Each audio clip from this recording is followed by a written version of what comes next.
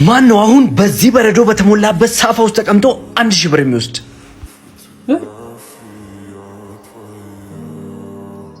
አንተ ትሞክራለህ?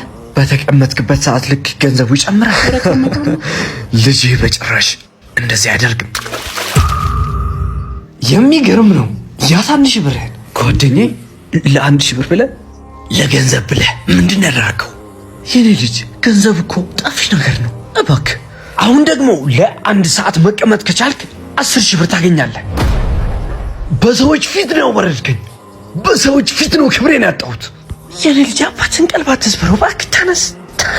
አሁን ያበልክ ነው። ምንድነው እዚህ ተራ ነገር ላይ ተቀምጠ? ኧረ በእናትህ ተነስ። አሁን ለ2 ሰዓት ብቻ መቆየት ከቻልክ 100,000 ብር ታገኛለህ። 100,000? አሁን ስለ ገንዘብ አይደለም። ተነስ። 100,000 ብር ይቅርብ ልጄ። ተነስ። አሁን ለ3 ሰዓት ብቻ መቀመጥ ከቻልክ 500,000 ብር ታገኛለህ። እስካሁን አልተረዳሁም ነበር ልጄ። ስራህን ተመልከት። ምንም አልተሳሳትክም። በል እቺ ልብ ያለችው ናት፣ ጠጣባት። ምንም ቢፈጠር ሁልጊዜም ከጎን ነኝ ጓደኛዬ። ለ5 ሰዓታት መቀመጥ ከቻልክ 1 ሚሊዮን ብር ታገኛለህ። የኔ ልጅ አኮራኝ። ቆሮብ ተመልከቱልኝ ብቻ የኔን ጀግና ልጅ፣ የኔ ምርጡ ጓደኛ።